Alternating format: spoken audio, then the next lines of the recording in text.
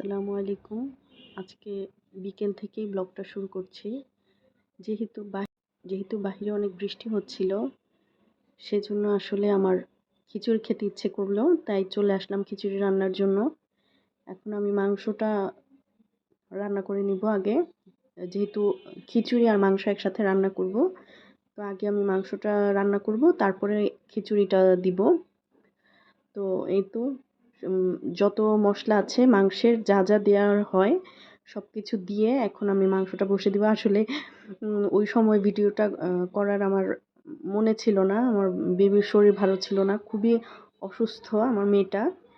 তো সেই জন্য আমি আসলে ওরকম করে ভিডিওটা আসলে আমার করার ইচ্ছা ছিল না, কিন্তু তারপরেও ভাবলাম যে আপনাদের সাথে শেয়ার করি, যেহেতু আমার মেয়েটার খুবই অসুস্থ।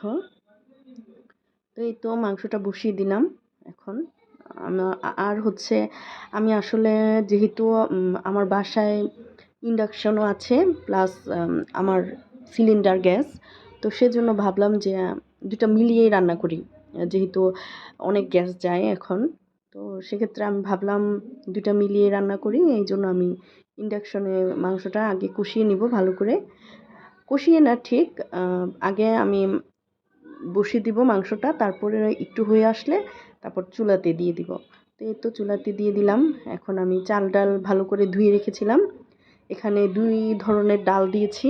আর হচ্ছে ভাতের চাল, মুসুর ডাল আর হচ্ছে মুগ ডাল ইউজ করেছি আমি। মুগ ডালটা ভালো করে ভেজে তারপর ধুয়ে মুসুর আর মুগ ডাল সাথে চাল একসাথে করে আমি এই তো মাংসের মধ্যে দিয়ে দিলাম এখন।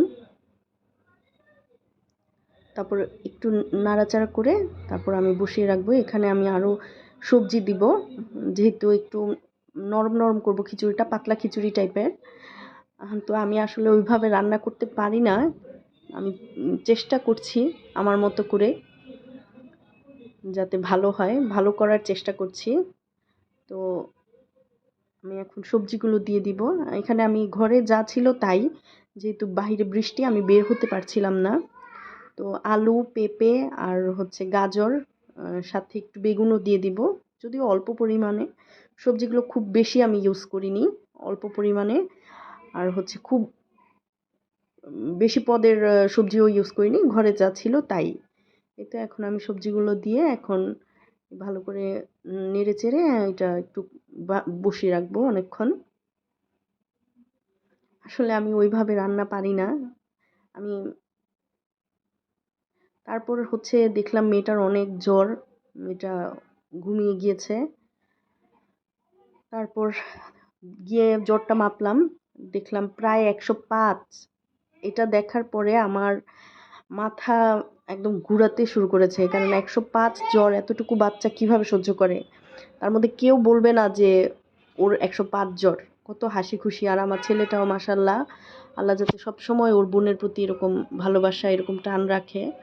এর মধ্যে খিচুড়িটা হয়ে গিয়েছে, যদিও আমি আরেকটু পাতলা রাখতে চেয়েছিলাম, যেহেতু মেয়েকে নিয়ে মাথায় পানি দেওয়া, তারপর শরীর মুছিয়ে দিয়েছি, এর মধ্যে আসলে পানিটা শুকিয়ে গিয়েছে। তো আমি আর এটার মধ্যে আর নতুন করে পানি দেইনি, যেহেতু মেয়েটার শরীর ভালো না, সেক্ষেত্রে আমি এভাবেই রান্না করলাম।